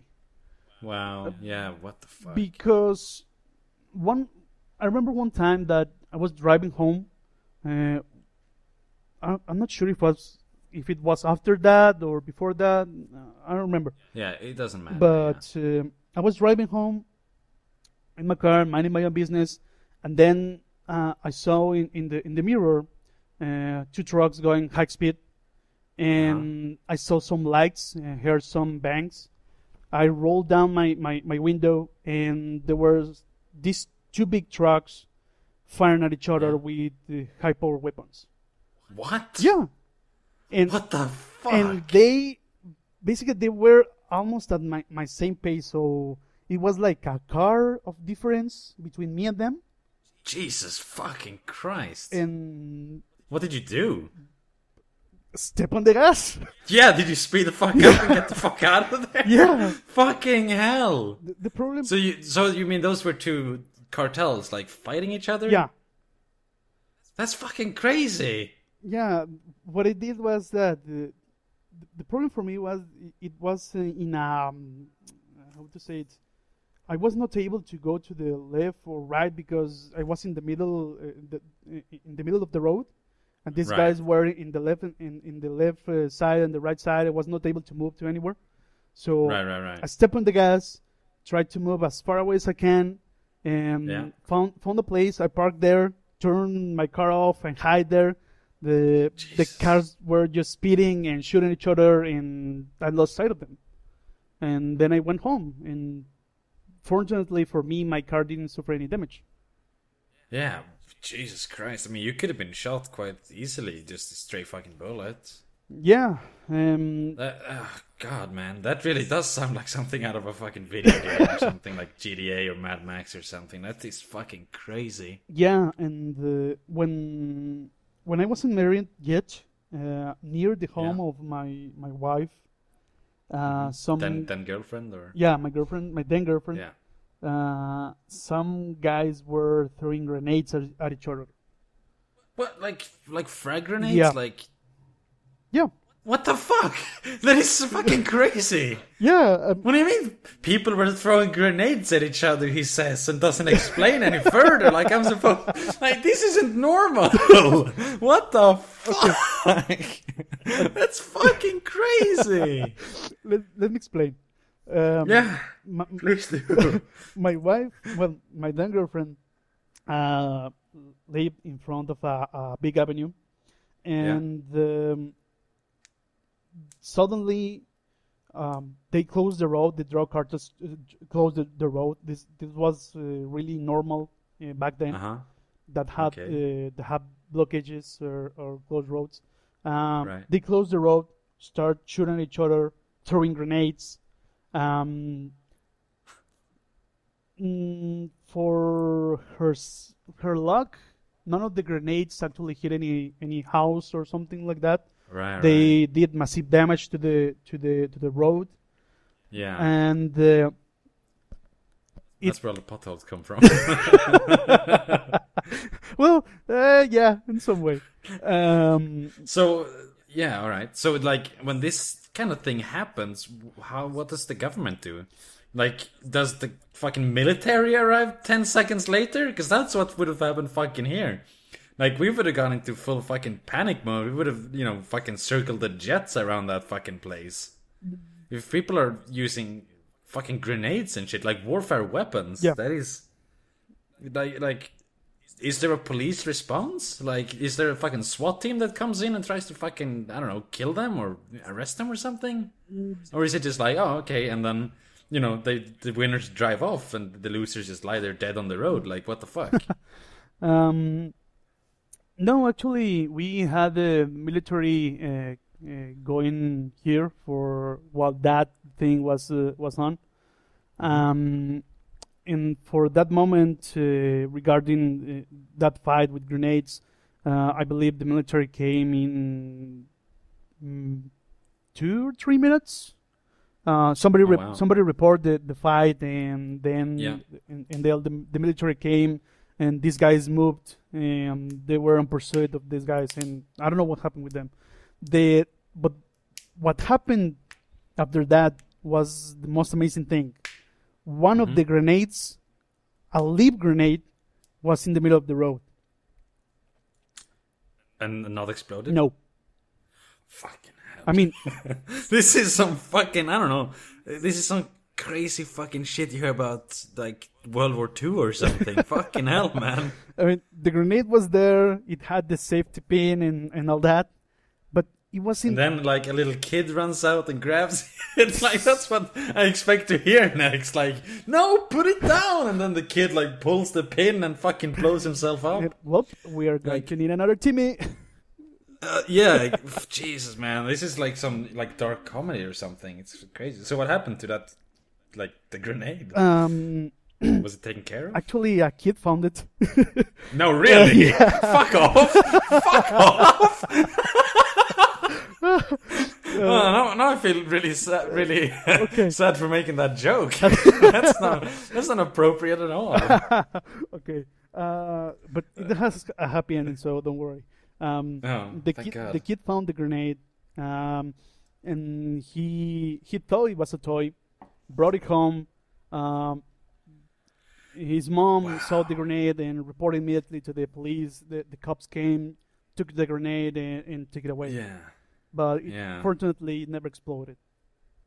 Wow. Yeah, that's fucking fortunately. I mean, I could say, I mean, that kid could have killed himself and his parents easily with that fucking thing. yeah, because Jesus I mean, Christ. kids can get curious and what is this? Oh, a pin, boom.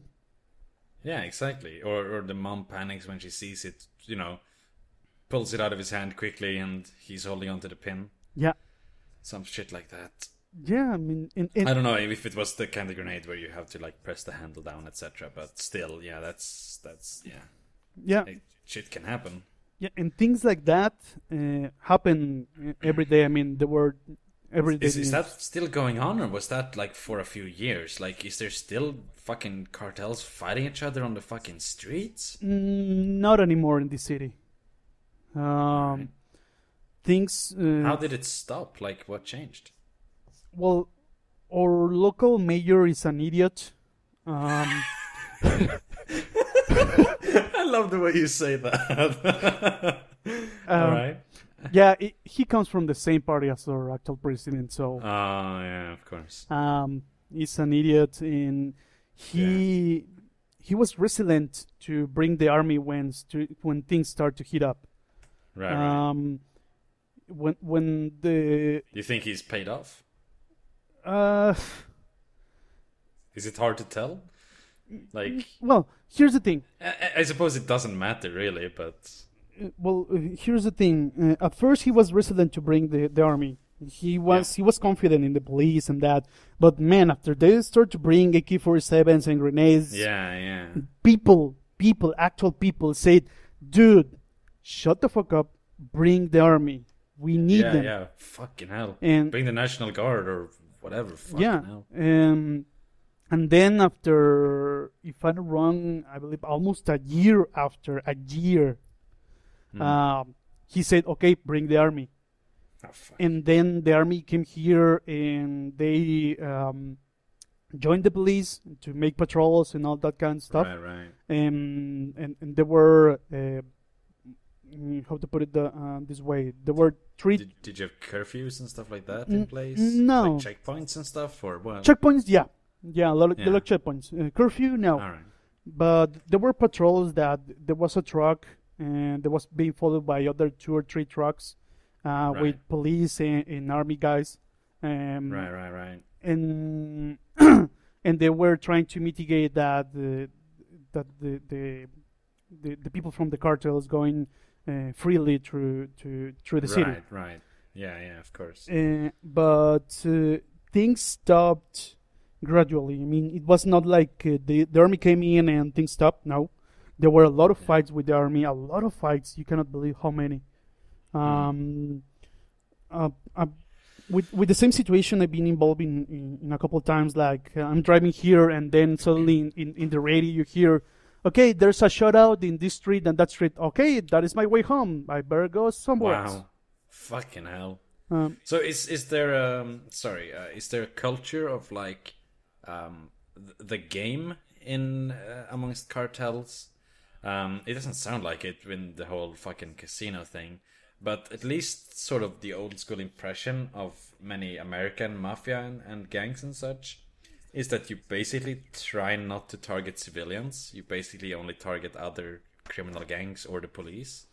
Is that a thing, or is it common that civilians get in the fucking crossfire? They target police, army, and other cartels. They try to avoid civilians, but most of the time when they start fights, there are civilians around. Yeah, of course. Yeah, it's unavoidable, I suppose. Exactly. Most of the time there were casualties, civilian casualties when fights started. Yeah. I remember many times that when you were watching the news, like there was a shootout in such part of the city. There were 3 or 4 the cartel guys taken down, none of the police, and 2 civilians casualties. And fucking hell, man. It was really sad. I mean, and people was really angry at the government at that time. Yeah. But it's nothing like the government's fault as it is, because Yeah. it's something outside of their hands. The army can do something at some point, but I mean they are not superheroes that can be in anywhere, any place, and any time. Yeah. And, But at least now, 7 years or whatever it is after that war on drugs started, there are absolutely no drugs coming through Mexico anymore. no, they're still. No, it's all fixed now. Oh no, it's not fixed.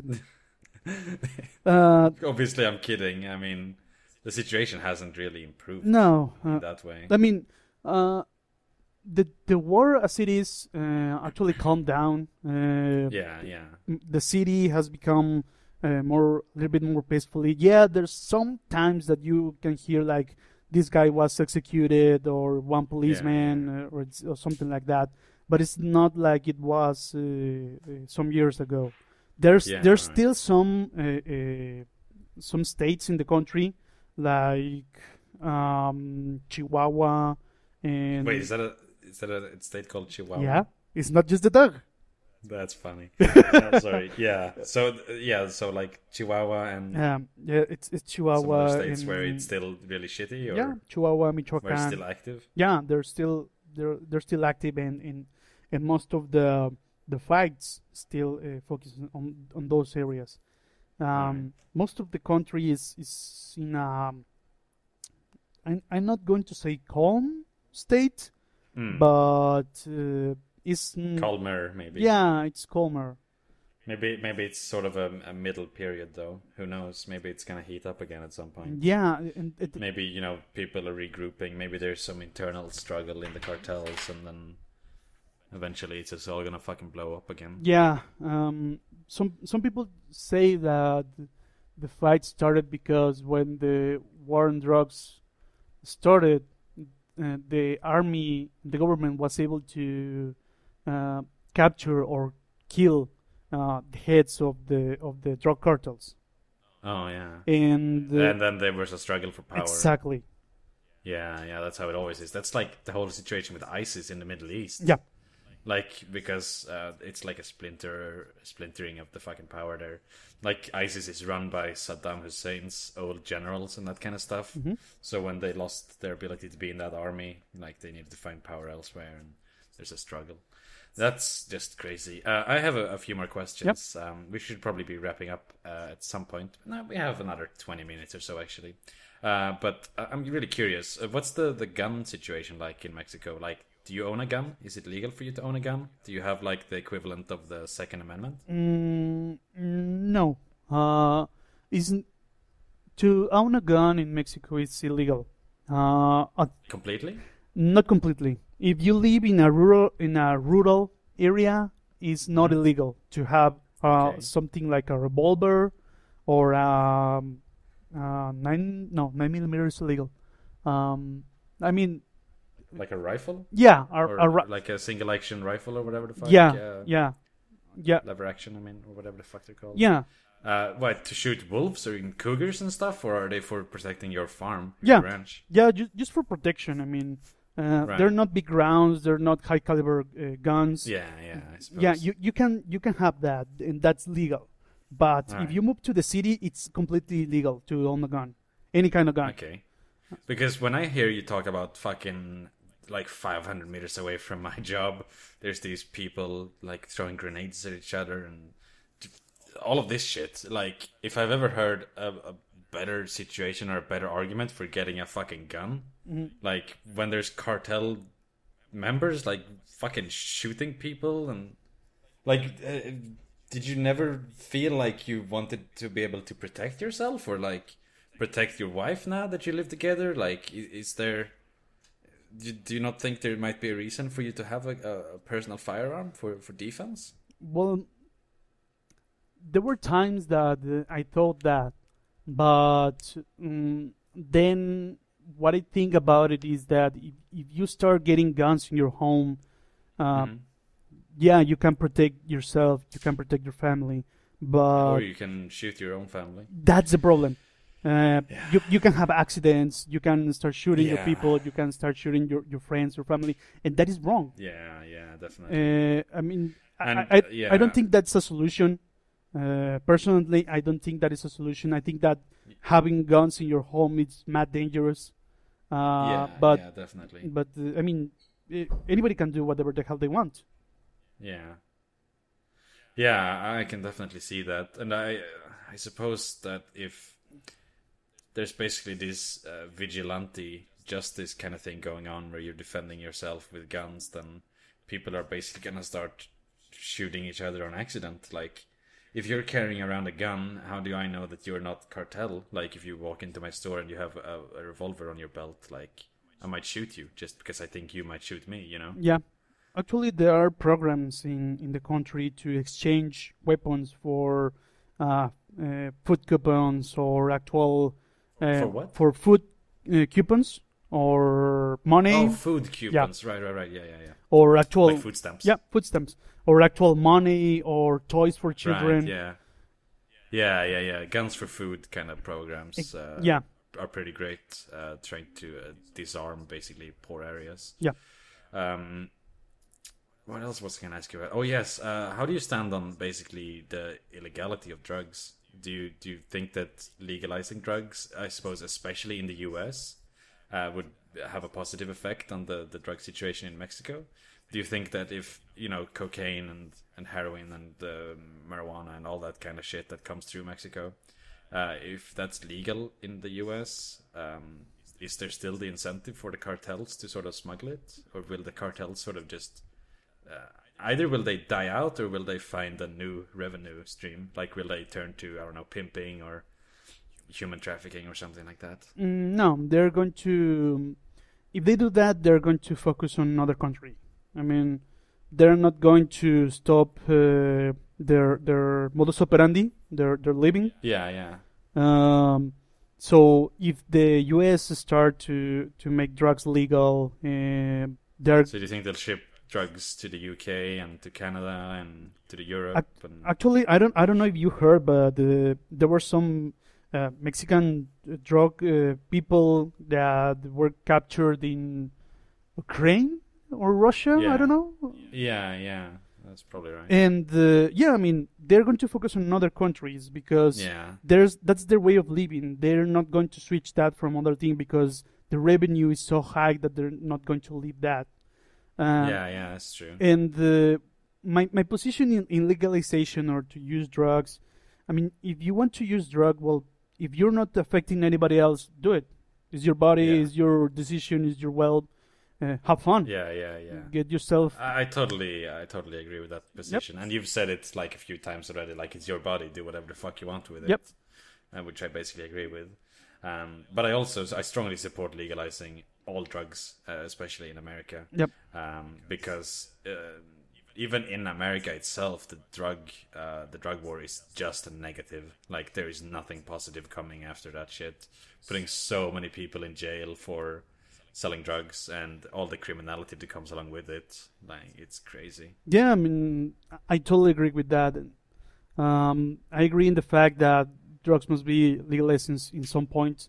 I mean, of course, not start by abusing of that, by selling a large amounts, or by start doing to build an empire, like the same thing like with the drug cartels. Yeah. But have an actual... I mean, it has to be regulated. Yeah. If it's legalized, it needs to be regulated. Exactly. That's kind of a given. It can't just be like... I don't know. It needs to be taxed and regulated for it to make any sense. Yeah, same thing that happens in Portugal. I mean, Portugal drugs are legalized. Yeah. And the country is really good, actually. It's been increasing in their profits and all the things they do after the drugs were legalized. Yeah. I mean, if you can just look at Colorado, when they legalized marijuana for recreational use, they're making a shitload of taxes off of that, and basically criminality has gone down, even though it's just the lightest drug, I suppose you could say, just weed. Yeah. But there's a lot of good programs that basically educate people and try to treat people that are addicted to drugs instead of criminalizing them. Yep.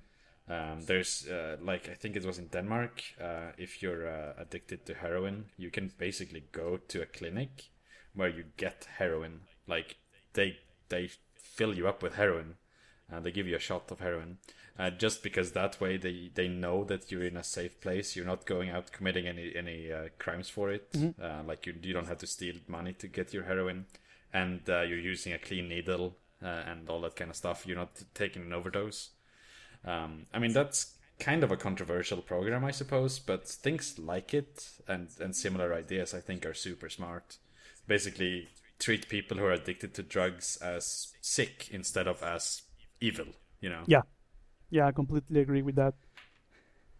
Yeah.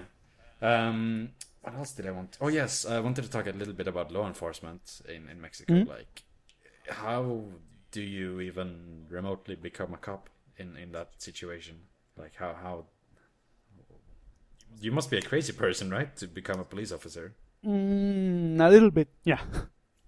Because, I mean, they are targeted, right? I mean, you can't really... Well, maybe it has died down a little bit now, but the way I heard it, basically, if you fuck with the cartels, you're dead. Like, and they're gonna kill your family and shit like that. They're gonna be... You know, they're gonna go, like, revenge to scare you off and to scare other people off kind of thing. They do, and actually they still do it. Recently, and by recently I mean about a week ago, a cop's dad was executed because he... The cop's dad? Yeah. Oh, wow. He put some drug dealer in jail, and he took... of course. Yeah, he wanted revenge and killed his dad. Yeah, but that is just fucking sick. Like, I mean, it is an effective strategy, obviously. Yes. Because, I mean, the thing that I just said, you have to be fucking mental to be a cop. That is exactly what they want to achieve by scaring people in that way, by hurting others' families and taking revenge and shit like that. Yeah. I mean, so what does police do in Mexico? Is it like, do they turn a blind eye to the drug stuff because they're afraid, or like, are the people who become cops basically willing to take those risks? I suppose there might not be a single answer for everyone, but do you know like how that works? Yeah. Like, at first, there was a lot of problems with the police. Most of them try to turn the blind eye and try to not look at it and not to mess with them and try to live their lives as they could. But after some time, they were starting to purge the police, try to get rid of the bad elements and try to get new blood in there. There were some huge incentives to become a policeman, like getting... of course, life insurance, to get a higher salary, to have to get your kids through college, even if they were still in school. Right. And I suppose healthcare and retirement and stuff like that as well. A lot of people was really afraid to become a cop at first because they didn't want to get all this shit from the drug lords. But then people started to get really mad, and they were saying, "Well, I want to do something. I want to fix this. I'm getting tired of this shit. I need to do something." And they actually say, "Well, I want to become a cop. I want to get rid of these guys that hurt my country," and they're actually getting there. And these guys, from my perspective, are basically heroes. I don't know how the hell do they manage to get in that mentality, in that I'm not afraid to die for doing what is right.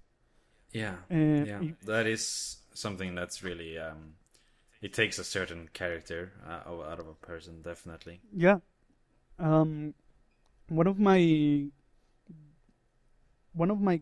it's not my cousin. It's okay. Let's say he's a friend of the family. He's a friend of the family. A friend of the family. It's a cop. He was in the. At first, he was just a regular cop that was patrolling the streets. Then he was moved to how is it called? let's put it like Like this. vice or something? Like, is it a homicide? No, Or... no, it's not a department, but it's actual. Oh, okay. I mean, in the police, you have people that is working in the station, that is handling all the roads and all the things. But you have the people that is patrolling, that's gone in the trucks, and you have people that is basically your muscle against. Yeah, like SWAT Yeah. almost, kind of. Yeah. He was in like SWAT team. It's not like SWAT in here, but something like that. Yeah, And- yeah. I and get he it. had to- like enforcement. yeah. Yeah. And he had to deal with drug dealers and gunfights and stuff like that. Wow. And he tells stories that are really, some of them are really impressive. Like there was these guys, that were on the streets, and then some guys came in a car and shoot them, and they had to pursue them. And the guys Wow. that were just in the streets by doing nothing. They just wanted to get revenge because they didn't want to buy drugs. Then that's it. Yeah. Wow. fucking hell. And All right. but he told these stories like he was really mad.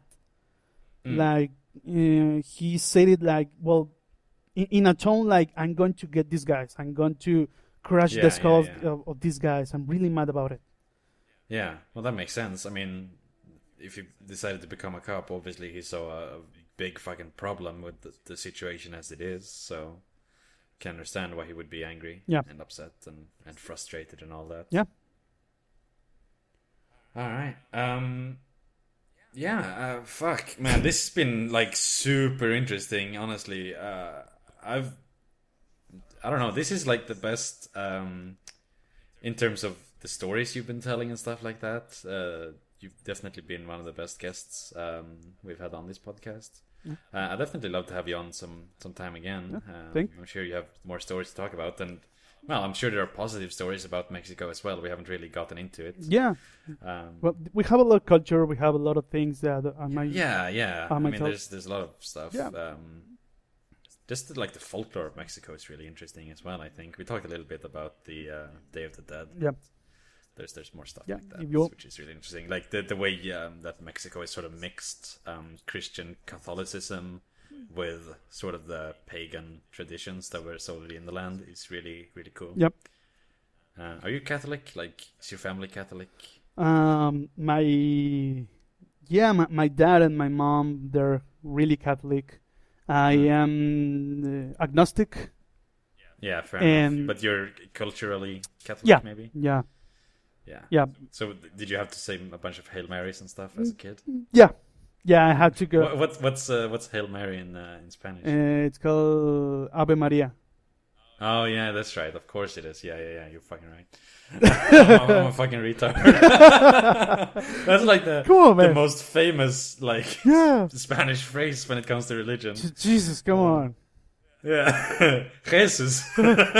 Por Jesús. Oh man, I gotta say on a lighter note, I've never really understood the this meme, you know, like the give money, please. Do you know what that is? Give money, please. Give money. It's like a thing about Mexicans going onto American game servers. Yeah. And they're, I guess it's Brazilians really, but you're the first person I've ever heard who actually says "gib" instead of "give." Yeah. You like do B's instead of V's. Yeah, So that's on just like a completely unrelated personal level. That's something interesting that sort of clicks for me. Why it's give money, please. It's because of the accent. Most of Yeah, thing. of course. Yeah. And it's because it's broken English. Is broken English? Is it broken? Yeah. I shouldn't really complain. I mean, I have quite a strong accent as well. It just goes in the opposite direction, and I sound very sing-songy when I talk English. Well, as long as you don't go full Lewis. But you can. Better than moon. Like, you don't understand what Lewis said. I went down there the other day and the chick came out and said, Brindiski, bre. Like, what? What are those words? What? Yeah. Oh man, we're back to being inclusive in our racism again. Fucking Scots people. All right, I suppose we are wrapping this up. Again, thanks a ton for coming on, and thanks to everybody for listening. We didn't do any feedback today because Anderson wasn't here, and well, it's kind of his corner in a way. We'll be having double feedback for next podcast probably. And speaking of Lewis, unless our plans change, we're gonna have Lewis on for the next one, which we'll record this week. Which is going to be pretty fun, I think, and we'll be able to mock him in person this time.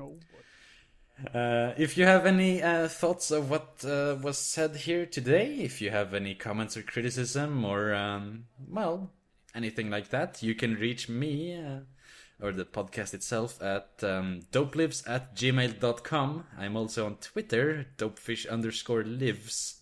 And Ghatto, do you have a Twitter you wanna pimp? Yeah, I have a Twitter at Don Ghatto. That is DON Ghatto, GHATTO. All right, there'll be a link below or in the show notes for this episode. Most of the things most of the things I write in Spanish, but doesn't matter. I mean, oh right, I see. But yeah, I try to write in English and stuff like that. I mix it, so you can get the idea. All right. Can I just finish this by asking you the most important question? Yep. Don del Poncho? La biblioteca? Thank you. It's not donde, it's donde está el poncho. Shut up. You fucking beaner.